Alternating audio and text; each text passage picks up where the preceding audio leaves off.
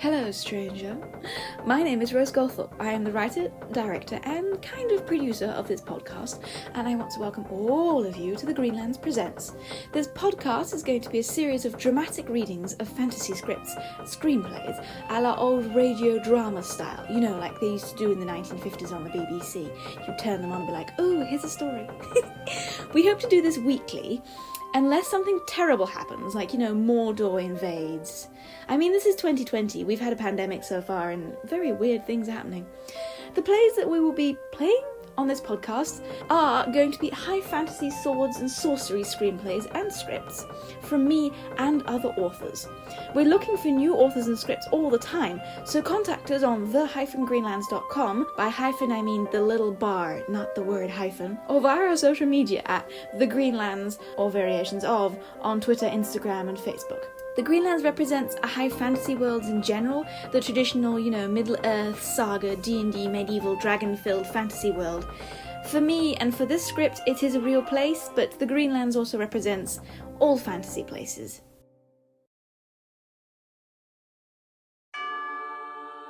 This week's story is The Sisters of the Middle Sun. I'm a filmmaker, and the script is the first in a series of 4 feature films that I'm hoping to be filming soon, once this disaster is over. The stories follow a group of sun-worshipping priestesses who have to handle demons and monsters that for once are not an external metaphorical representation of internal struggles. Yes, I had to get a thesaurus for that. I would like to thank our amazing actors and actresses who brought these characters to life. In no particular order: Sam Parry, Brigid Hemingway, Helen Varey, Linda Dootson, Kate Newall, David McCran, Frances Broudie-Oldridge, and Faye Massey. And of course, not to forget, our narrator, Anne-Marie Goldthorp. Yes, she is related to me, no, don't ask. If you want more information about the Greenlands, or want to submit a script, or want to be a voice actor, or even just drown us in gold, tweet at us, Instagram at us, slide into our DMs, or go to our website, the-greenlands.com. So let's grab our axes, bows, pointy ears, teenage angst, unresolved daddy issues, and see you in the Greenlands. The convent, kitchen, afternoon. Novice Patience is seated at the big table and is industriously chopping her way minutely and carefully through a mound of grass, putting it into a large old pan. Sister Agatha is stirring another big old pan on the stove. I sense something terrible is about to invade the peaceful plain of this venerated place of worship. It can't possibly be the brothers of Mormonia. They came only yesterday. No, child, do not be foolish. This premonition of doom is on a considerably larger scale than that caused by the general degeneracy of a lesser monotheistic cults. Blodwyn storms into the kitchen. She starts opening and closing cupboards looking for utensils and food. She takes a few items out, including potatoes, and puts them on the table. She drops the bowl on the floor and it almost breaks. She stops, stoops down and has to take a steadying breath. Sister, are you all right? See? Doom has come to us, as was said. If repentant man is flummoxed, it will be the end of... Blodwyn picks up a knife and points it at Agatha. Oh, do shut up, Agatha. We owe 150 years in back rent to the Sisters of the Moon because we are apparently starting to turn a little profit now, so they say we don't count as a religious organisation either. Profit? But the profit is barely enough to feed us. How can they say that? In olden days, the priestesses lived off the gifts of food and goods given by worshippers. No gold and fake sun coinage sullied the hands of holy maidens. Aye, but now they got to be sullied, because no worshipper has given us a gift, above the odd dead chicken, in 10 years. I am sure something will come to save us. The holy text says that faith is rewarded. Yeah, but that's 'cause they don't record when it's not rewarded, girl. The chopping and stirring continue in simmering silence.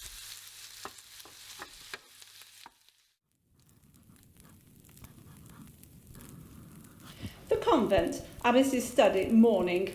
There is a knock on the door, and Novice Patience enters and bows. Mother Euphemia, it is the warden. Sister Bluster to see. Sister Bluster marches past her and stands to attention in the study. Patience leaves and closes the door. They do their respective religious salutes. Greetings, Mother. My moon illuminate your path. You know why I'm here. Sister Bluster, may the sun warm your soul? Perhaps you would be so good as to show me the proofs of our convent being on your land. My records say that it was gifted to us. Bluster arrogantly and nonchalantly gets out a map from her scrip and tosses it onto the table. Not officially it wasn't. Private understandings between the past abbesses and prioresses do not count as official. Here, see for yourself. The blue line delineates our land, and your convent lies within it. Mother Euphemia leans over the map and looks. But this is new ink. And your lands only ever came up to the other side of the Grange anyway, whereas this is all different now. Bluster stands up and looms over the desk.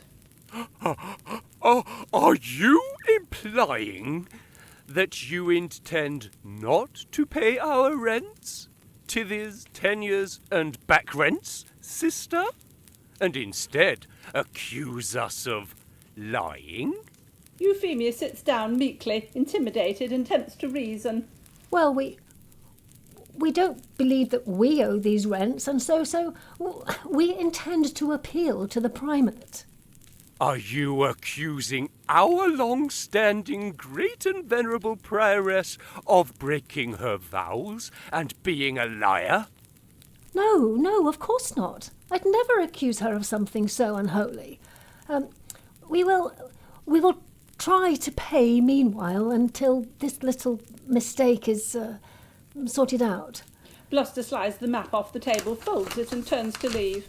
There is no mistake here, madam. You owe us this money. Sister Bluster straightens up and gives Euphemia the Moon Sister's salute. Arm gesture and then a bow. The moon save you, sister. And the sun shine in your face. Euphemia gives the Sisters of the Middle Sun salute. Sister Bluster storms out and Euphemia sinks down onto her chair weakly. The convent, arboreal sanctuary, afternoon. The four sisters are standing at the front waiting for the abbess to come in. Where's that message, Letice? She's just re-robing her ass through a shoe. The remaining sisters stare disconcertedly at her. Yes, the poor thing hadn't been shod properly. He tripped, lost his shoe, panicked, and bolted with her into the mill pond. All three sisters, suddenly understanding, mouth "oh" and nod and turn back. Well, I suppose the sun provides light in our darkest of days. What did Prioress Papul say about our appealing to the primate? She sent us an alternative. We can either pay the rents, tithes, tenures, and back rents, or buy the land back from her at full price. How much then? 1,000 golden florins. Bloody! The abbess enters and processes serenely onto the altar. The priestesses all arise and start to chant while still looking dismayed.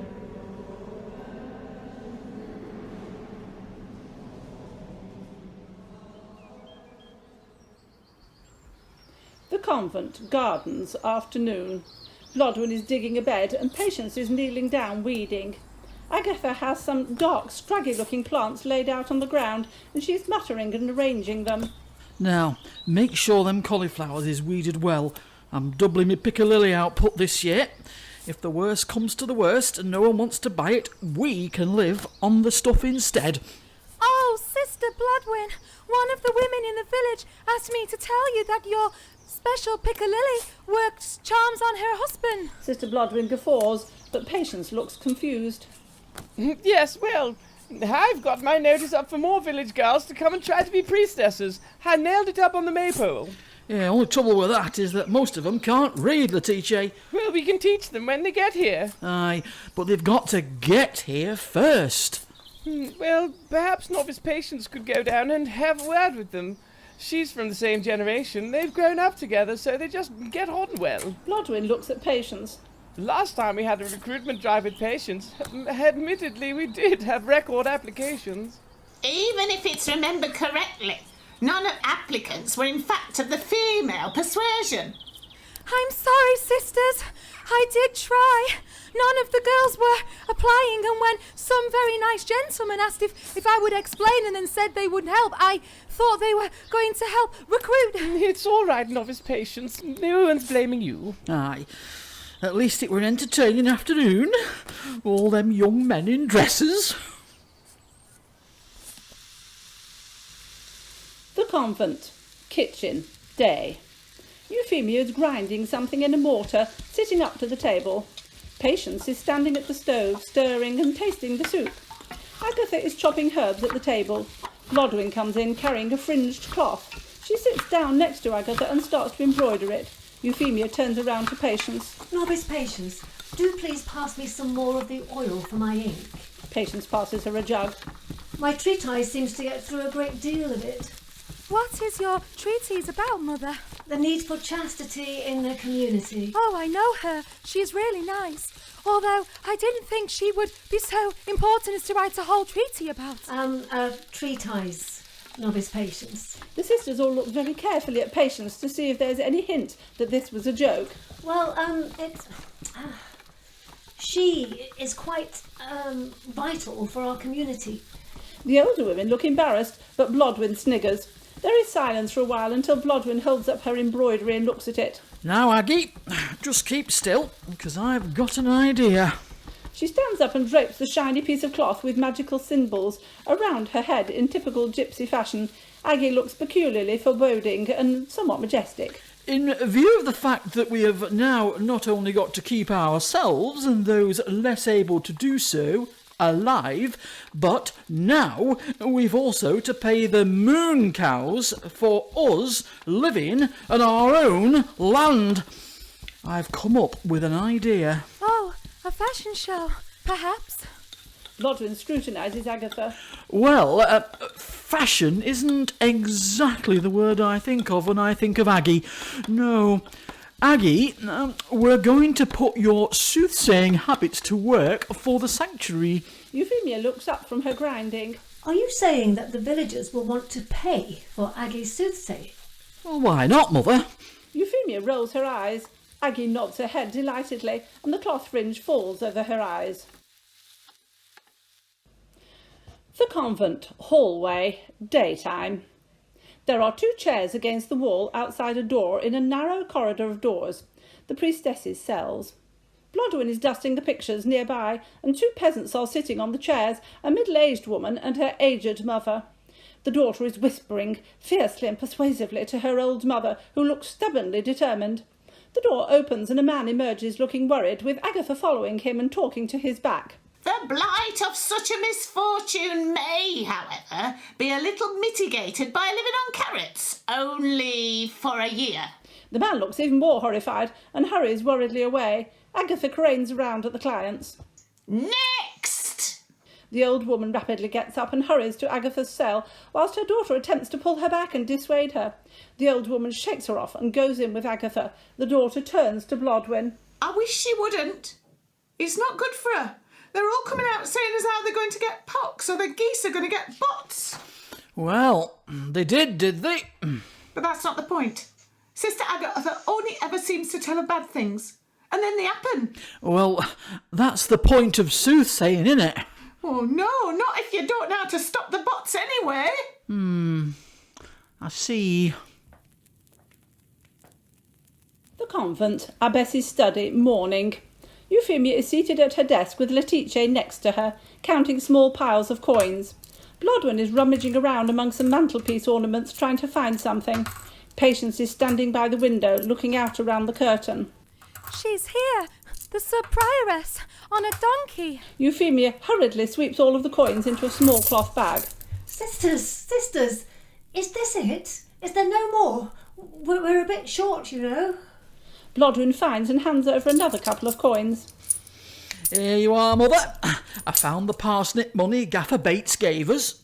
Euphemia smiles gratefully and sweeps it into her bag. You'd better leave us alone, sisters. The sun's rays alone must witness my struggle. No, we are all united in struggle. I can't let a sister stand alone. And I really think that we should, No, I'll be as right as rain in this corner. Blodwyn sits down heavily on a corner stand chair. The others go out. There is a knock and Patience comes in again.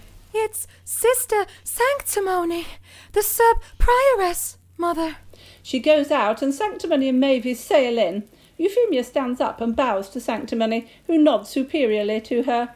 Euphemia indicates a couple of chairs and they sit.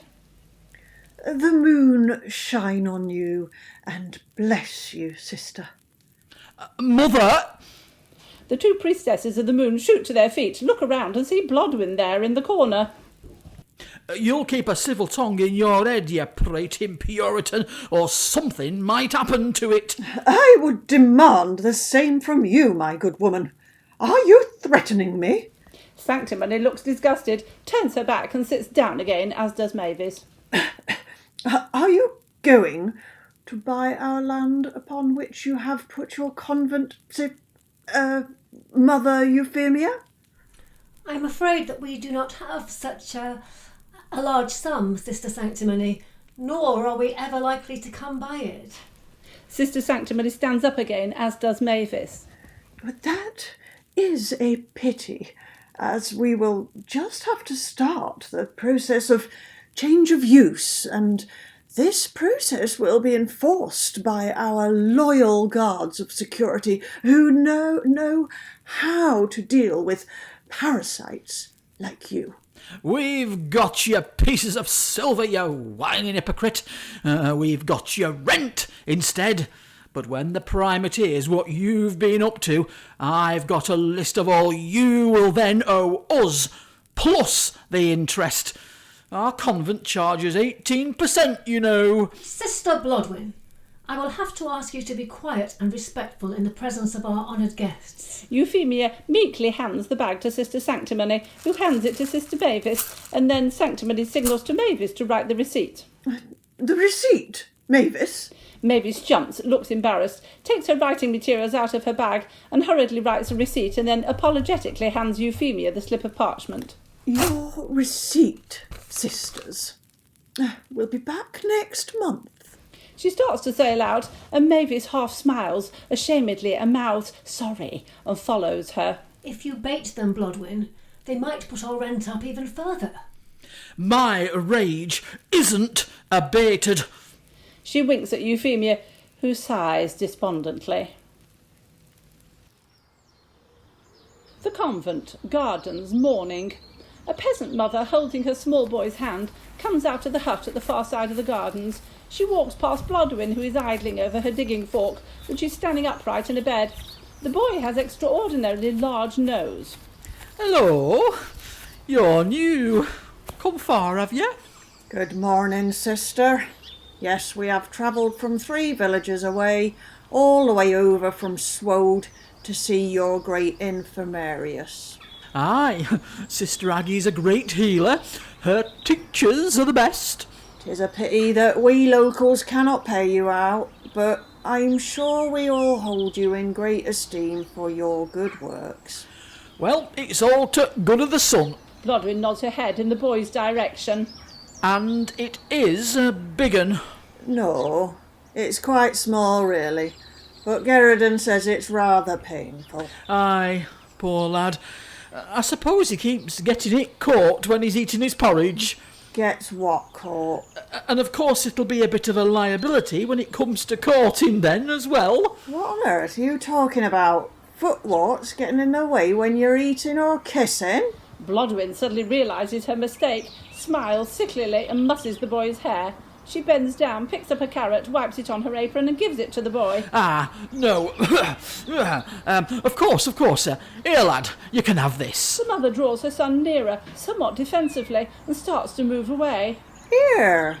I hope you're not being personal about his ears, are you then? His ears are fine. Oh, bless me, no. The lad's a wonder. Lovely ears. The gate is just along there, good woman. The woman moves off, dragging carrot-eating boy and looking suspiciously back intermittently. Goodbye, then. She turns away with relief and then a rictus of embarrassment. The Convent Sanctuary, morning. Blodwen and Letitia are standing just outside the sanctuary while the congregation are walking out. Euphemia comes to join them in saying good morning to the parishioners. There seem to be one or two new ones. Oh, hello. But I really fear that not enough people are benefiting from the rays of our sun god and that their spirits are straying. Goodbye. Yes, indeed. But I rather feel as if some of the hussies are avoiding me and don't want to get drawn into any novice drive. Well, a few more of the peasantry, all right. Never mind some of the yeomanry as well would mean that we could have an occasional sausage with our potato. Morning then. Sisters, these good people need us here to nurture their spirits and their bodies. Oh, bless you, my child. If we have to starve whilst we're doing it, then this is to the greater good of His Majesty the Sun. Thank you for listening to this episode of Sisters in the Middle Sun from the Greenlands Presents. I hope you enjoyed it. If you drop us a like, a subscribe, or review on iTunes, or, whatever you're listening to us on, I don't know what you use, or recommend us to a friend who needs a laugh, please do. We're just starting out and every little thing helps. If you want to get involved in the creative side of things as a scriptwriter, actor, etc., please contact us. I'd love to hear from you. And if you want to donate huge amounts of gold, just slide into my DMs and I'll be open to hear from you. I'd like to thank our editor Jaan Kurtulan and our musician David Berlin for making the ambience and, editing this whole disaster. We will have another episode out next week, so see you then. Thank you. Look after yourself. I love you. Yes, you. Only you. Ignore the other ones, baby. They didn't mean anything to me. You're the only one. Oh, wait, sorry, I was reading my text messages. Bye.